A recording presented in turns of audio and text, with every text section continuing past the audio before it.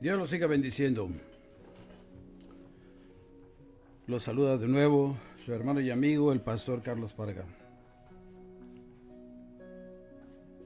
Zacarías 4:6 nos dice así la palabra del Señor.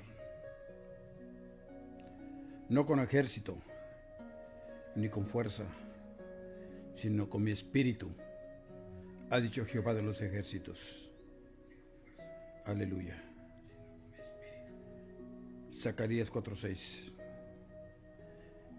Como tema, las olivas y los candeleros de oro. El ministerio de Zacarías fue muy notable. Las maravillosas visiones que experimentó tuvieron por objeto aliviar de algún modo especial las necesidades y pruebas que pasaba el pueblo en aquel tiempo. La primera visión fue la de un hombre entre los mirtos de una hondura, y entre estos había una cantidad de caballos que iban de un lado a otro. Los mirtos caídos representaban la condición en que se encontraba el pueblo de Dios, y los caballos simbolizaban a los ministros del poder de Dios, que se movían de un lado a otro entre el pueblo sometido a tan duras pruebas, trabajando con el fin de libertarlo. A esa escena siguió un alentador mensaje en el que se anunciaba que esas regiones bajas y desoladas se llenarían de una multitud de gente, que vendría un periodo de prosperidad que esparciría a la gente por diversas regiones y ciudades, que el Señor consolaría a Sión y elegiría a Jerusalén. Siguió después la visión de los cuernos y los carpinteros. Ante los ojos del profeta aparecieron 4 cuernos, los que representaban a los enemigos que perseguían a Judá y arrinconaban al pueblo de Dios, sometiéndolo a toda suerte de padecimientos. Pero detrás de ellos iban 4 carpinteros, enviados para derribar los afilados cuernos del enemigo, cortarle las puntas, para que no pudiesen causar ningún daño a los hijos de Dios. Había exactamente el mismo número de carpinteros como el de cuernos, y el pueblo de Dios de todos los tiempos debiera saber que sea cual fuere el número de enemigos que les ataquen, siempre hay una fuerza que les defiende mientras confíen en Dios. Vino después la visión del hombre con el cordel de medir, el que iba a medir los muros de Jerusalén, para averiguar la largura y la anchura de dicha ciudad y a proclamar este mensaje.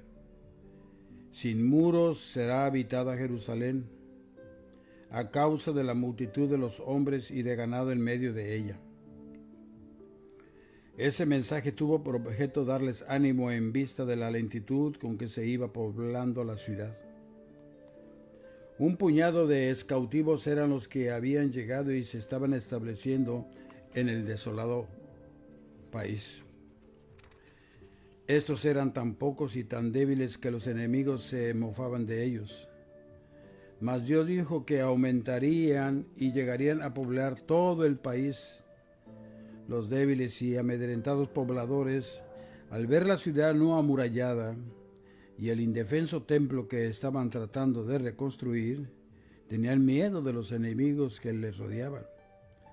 Por eso Dios les dio por medio del profeta esta gloriosa promesa. Yo seré para ella, dice Jehová, muro de fuego en derredor, y para gloria estaré en medio de ella. Aleluya. Al día siguiente se presentó otra visión más alentadora aún. Todo lo que pudieran hacer los enemigos que tenían alrededor no podría hacerle tanto daño como la propia debilidad e indignidad interna.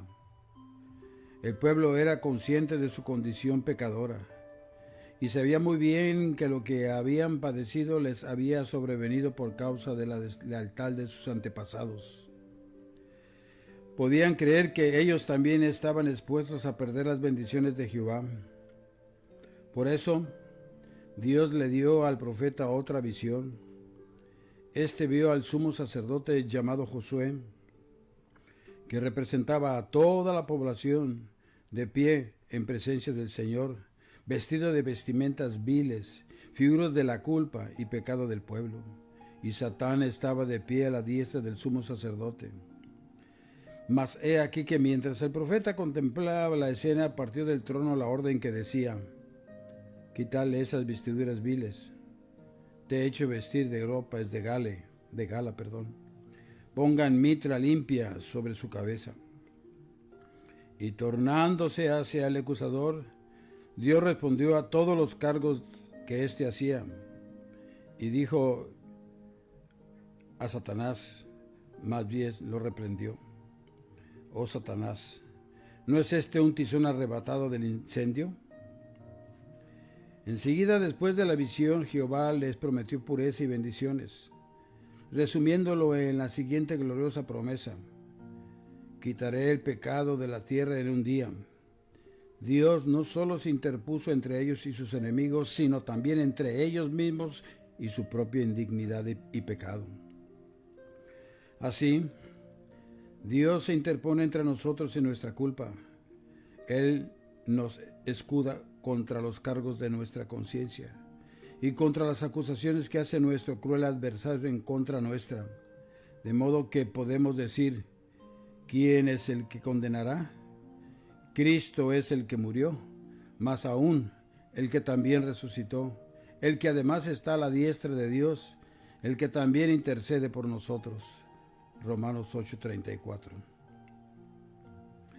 Ahora llegamos a la visión de la cual trata nuestro texto, la más hermosa y más significativa de todas e inigualada por ningún otro pasaje de las Santas Escrituras por su delicadeza y profundidad significación.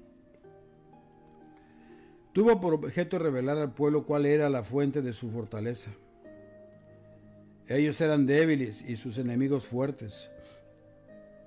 Cabalmente por ese entonces, a causa de las intrigas de sus enemigos, el rey de Persia había dictado un decreto por el que se ordenaba, por el momento, la suspensión de las obras de reconstrucción. Esdras dice que se presentó un ejército que, valiéndose de la fuerza, les obligó a suspender el trabajo. Mas he aquí que, como eco de alguien que responde a la amenaza de una persona airada, vino la respuesta del trono, y Dios envió a Zacarías para que respondiese con la misma frase: no con ejército ni con fuerza, sino con mi espíritu, ha dicho Jehová de los ejércitos. Aleluya. El hombre había enviado sus fuerzas poderosas, ejército potente, sin haber tenido en cuenta a Dios, y esa obra y ese conflicto no se llevaban a cabo con poder humano, sino con el Espíritu, dijo Jehová de los ejércitos. ¿Quién eres tú, oh gran monte? Delante de Zorobabel serás reducido a llanura. Él sacará la primera piedra con aclamaciones de gracia, gracia a ella. La visión misma fue más hermosa. Al despertarse, cuando estuvo en sus cabales sentidos para entender el significado de lo que veía, vio ante sí un candelero de oro, igual al que estaba en el lugar santo, con sus 7 brazos de oro pulido, con el vaso de aceite y la llama que ardía. Encima del candelero había un vaso grande unido a todas las demás lámparas por tubos por los que corría el aceite. Pero, ¿de dónde salía el aceite que llenaba el vaso grande, del cual corría el aceite por los tubos a las otras lámparas? Miremos otra vez el admirable y exquisito mecanismo. No había latas de aceite, ni nadie que echase el líquido, ni ningún mecanismo humano que llevara a cabo esa obra. Pero habían 2 olivas cargadas de fruto maduro continuamente. Estas daban el aceite que corría por las ramas hasta el vaso grande desde el cual corría el líquido a las lámparas. Cuán sencillo, cuán perfecto y cuán lleno de santa significación. ¿Cuál es el profundo significado espiritual de esto? Pasemos a ver el candelero de oro. Representa a la iglesia de Dios y el pueblo de Dios. La Escritura nos dice: vosotros sois la luz del mundo. Y nos sigue diciendo, así alumbre vuestra luz delante de los hombres, para que vean vuestras buenas obras y glorifiquen a vuestro Padre que está en los cielos. Esto está escrito en Mateo 5, 14 y 16. El pueblo de Israel de la antigüedad fue para aquella generación lo que la iglesia debe ser hoy. Depositaria de la verdad divina, de vida y de luz, debe ser la verdadera luz del mundo. Así como el candelero era todo de oro, la verdadera iglesia de Cristo consta únicamente de aquellos que participan de la naturaleza divina. El oro simboliza lo divino, y únicamente cuando somos restaurados y hechos a la imagen de Dios, llenos de su luz y de su presencia, podemos ser luces que destellen en el mundo. El candelero era la única luz que iluminaba el templo. Este no tenía ventanas. Toda la luz que lo alumbraba emanaba de Dios. Y el mundo no tiene otra luz aparte de la iglesia de Dios. Todo aquel que trata de engañarse a sí mismo y a su pueblo con la antorcha de su propia elocuencia, su filosofía y sensacionalismo, su ego, su autoestima, es un verdadero necio.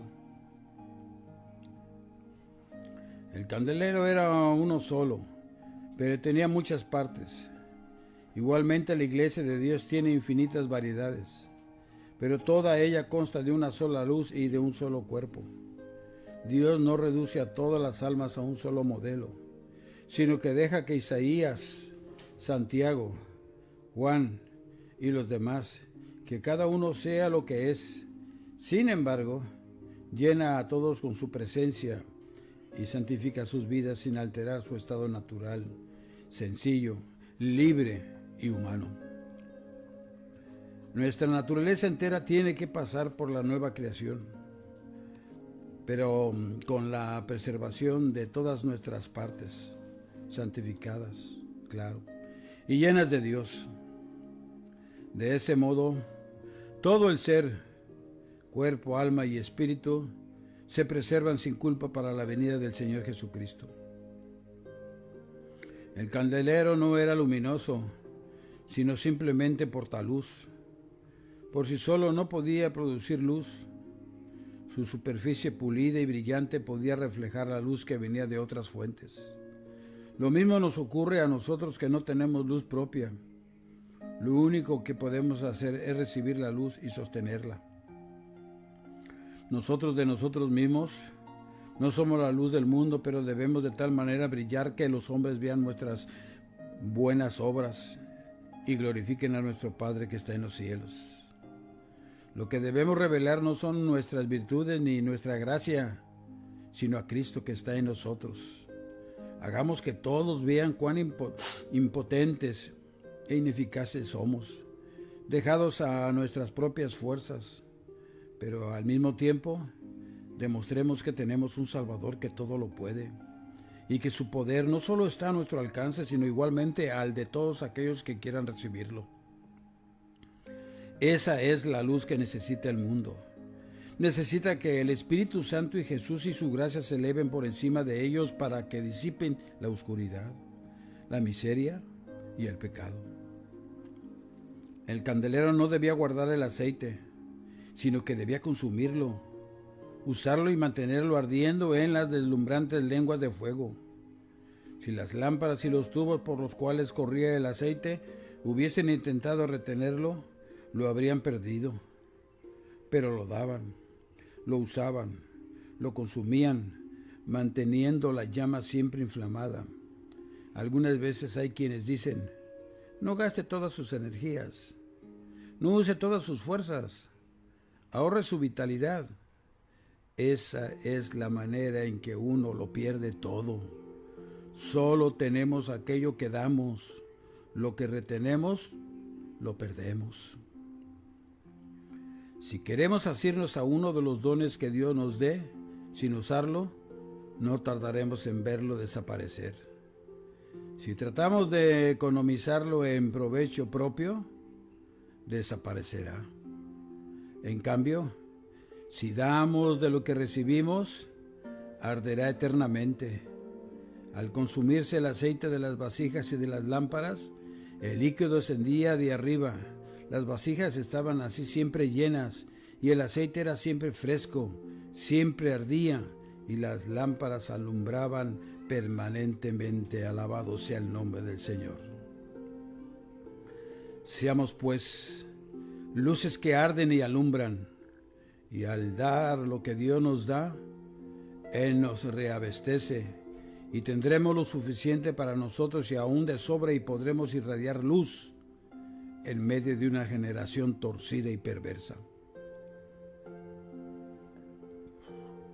Ahora vamos a ver cómo el aceite es emblema del Espíritu Santo.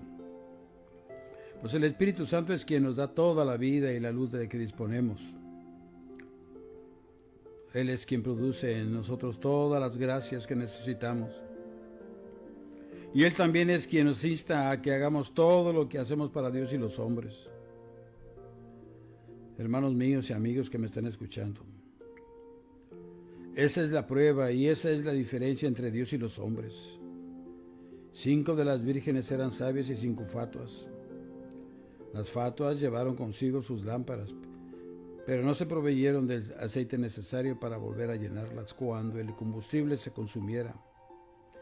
En cambio, las prudentes, además del aceite que llevaban en las lámparas, llevaron lo necesario para llenarlas de nuevo cuando éste se consumiera. Y al llegar el esposo, ese fue el motivo de la separación de las unas y de las otras. Las vírgenes fatuas eran también vírgenes como las prudentes. Eran igualmente puras. Esperaban adelante la llegada del esposo. Tenían un poco de luz y suficiente aceite para mantener sus lámparas encendidas por algún tiempo, pero no contaban con ninguna reserva de aceite. No tenían la plenitud del Espíritu. A eso se debió el que sus lámparas se apagasen en el momento en que más la necesitaban y no pudieron entrar con el cortejo que acompañó a los desposados. Lo que decidió la suerte feliz de las otras 5 fue simplemente esto: tomaron aceite en sus vasijas juntamente con sus lámparas. El Espíritu Santo moraba en ellas, y dentro de sus corazones tenían el manantial de toda gracia. No tuvieron necesidad de ir en busca de lo necesario para llenarlas. Estaban siempre listas. Amados míos, hermanos y amigos que me están escuchando, dejad que para los entendidos baste solo una palabra. Seamos llenos del poder del Espíritu Santo, para que cuando venga el Señor nos encuentre tranquilos y en paz. Pasemos a ver ahora las fuentes del aceite. Llegamos ahora a la parte más preciosa y más significativa del cuadro: las fuentes del aceite. Estas no consistían del mecanismo humano de los sacerdotes ni de los grandes depósitos de donde se pudiese sacar el aceite que reemplazara al que se iba consumiendo de día en día, sino que eran 2 árboles vivos cuya fruta madura era exprimida por 2 manos invisibles, y el líquido corría por 2 de las ramas de las olivas y entraban en 2 tubos de oro por los que corría el aceite hasta las lámparas. Todo eso se realizaba de manera espontánea, sencilla, silenciosa y divina. El aceite nunca dejaba de correr. El depósito estaba siempre lleno. Las lámparas ardían constantemente. Esa es la fuente de nuestro divino abastecimiento. ¿Quiénes eran esas 2 olivas? Ciertamente no representan nada humano, sino la fuente divina de nuestra vida en Cristo. Esos árboles representan al Señor Jesucristo y al bendito Espíritu Santo, el uno en el lado divino de nuestra vida y el otro en el lado terrenal. Ambos llevan el mismo nombre. El apóstol Juan dice que Jesús es nuestro abogado delante del Padre, y Jesús, al referirse al Espíritu Santo, dice que es el que viene del Padre. El uno es nuestro abogado allá, el otro lo es aquí, dentro de nosotros. Alabado sea el nombre del Señor. Recordemos que somos templo donde mora el Espíritu de Dios. Y el escritor de Hebreos nos dice que somos la casa de Dios. A cada lado nuestro está uno de ellos 2. ¿Cómo se podrá extraviar un hijo de Dios que se encuentra entre dos abogados de esa clase? Esas dos personas de la Trinidad, cada una de ellas con su distinta responsabilidad, pero con una sola naturaleza, son las que nos dan la vida espiritual. Recibimos esa vida así como las olivas destilaban el aceite de manera espontánea, silenciosa, constante, instintivamente, así como respiramos el aire en que vivimos, así como la sangre circula por nuestro cuerpo, tan silenciosa, tan natural y tan fácilmente que ni siquiera nos damos cuenta de lo que ocurre. Es así como podemos estar en Él y vivir de Él, recibiendo nuestra fortaleza de Dios únicamente. Así es, mis hermanos y mis amigos. ¿Sabemos cuál es el secreto de las olivas? ¿Sabemos lo que es estar en Él? Pero cabe preguntar ahora, ¿qué significan las dos ramas de las olivas que transmiten el aceite a los tubos que lo conducen hasta las lámparas? Estos dos son los ungidos que están delante del Señor de toda la tierra. Se trata aquí del ministerio de la oración unida y con fe. Ese es el ministerio más elevado que se les concede a los santos en la tierra, algo parecido al servicio sacerdotal que presta Jesús desde su trono. Mis hermanos, si dejamos a Dios que nos enseñe cómo podemos cumplir ese sagrado servicio, Él nos enseñará. En primer lugar, esas ramas tenían que emanar de los mismos árboles y debían estar pegadas a ellos, de manera que pudieran extraer su vida del árbol. De igual modo, el que ejerce el ministerio ante el altar de la oración debe estar en íntima relación con Dios en el lado celestial, pero por el otro lado debe estar también en contacto con la humanidad. Las ramas tienen que extenderse desde el depósito hasta las lámparas. Por eso, para poder ocuparnos en el ministerio de la oración, debemos reconocer las necesidades de nuestros semejantes y tenerles simpatía. Debemos dejar de lado nuestro egoísmo. Debemos estar en continua relación con nuestros semejantes. Debemos sentir el corazón lleno de simpatía y amor, y estar dispuestos a sufrir con tal de conseguir el bien de otros y de honrar y glorificar a Dios. Concédenos, Dios, ese glorioso ministerio y nos enseña el significado de esa grandiosa promesa. Si dos de vosotros se pusieren de acuerdo en la tierra, acerca de cualquier cosa que pidieren les será hecho por mi Padre que está en los cielos. Mateo 18:19. Pero recordemos, como dice también la Escritura, que esté dentro de la voluntad del Señor de señores y Rey de reyes, Jesús de Nazaret. Los efectos de la obra del Espíritu Santo se verán, en primer lugar, en la eliminación de los obstáculos. ¿Qué nos dice la Escritura? ¿Quién eres tú, oh gran monte? En el camino de la fe se encuentra siempre un monte de dificultades. La mayor evidencia que Dios está presente y de la manifestación de su poder es la actividad del adversario.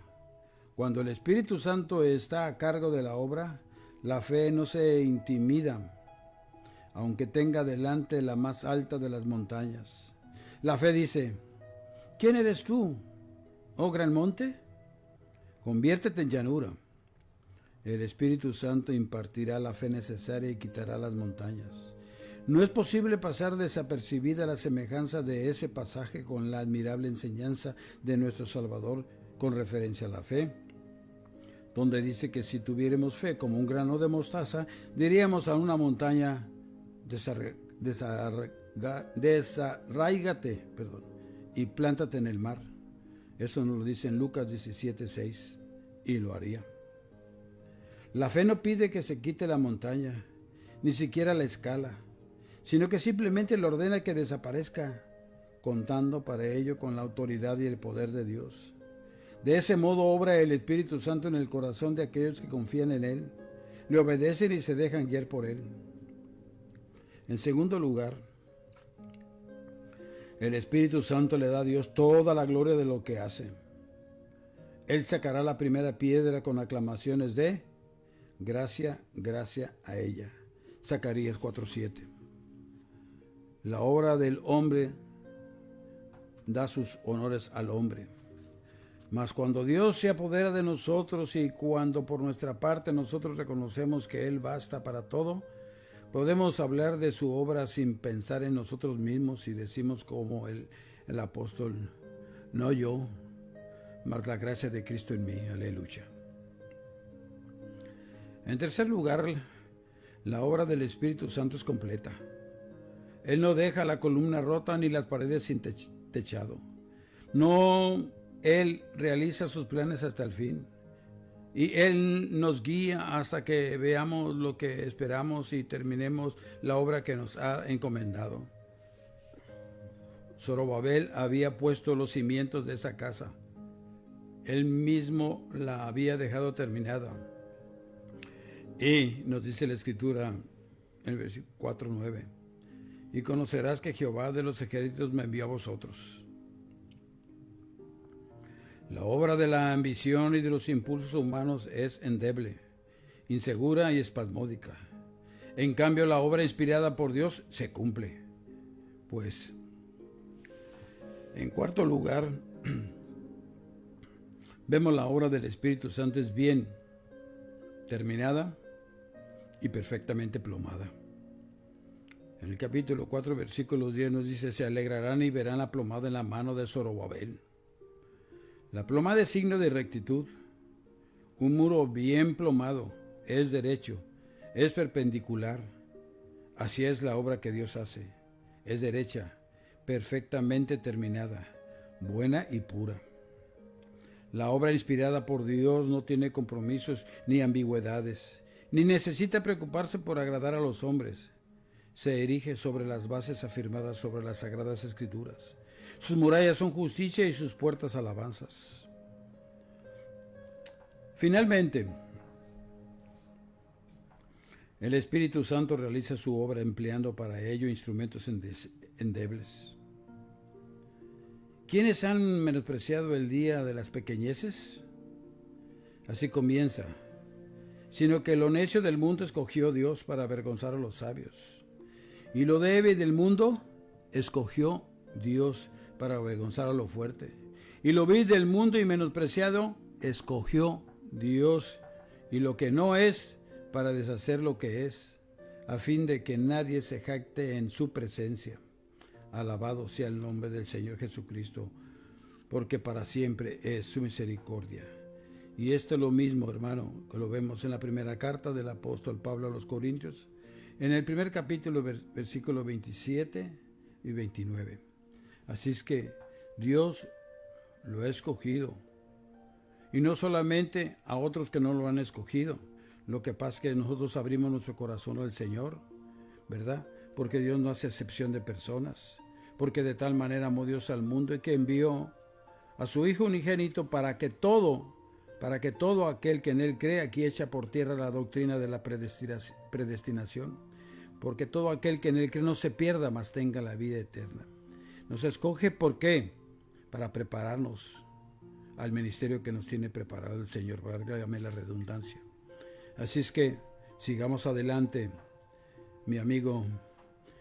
Acepta a Jesucristo como su único y suficiente Salvador. Y usted, mi hermano, sigamos adelante. Y le sigo pidiendo sus oraciones para poder exponer la palabra como debe de ser, como el Espíritu Santo me lo indique. Que Dios me lo siga bendiciendo, y así estamos despedidos. Amén.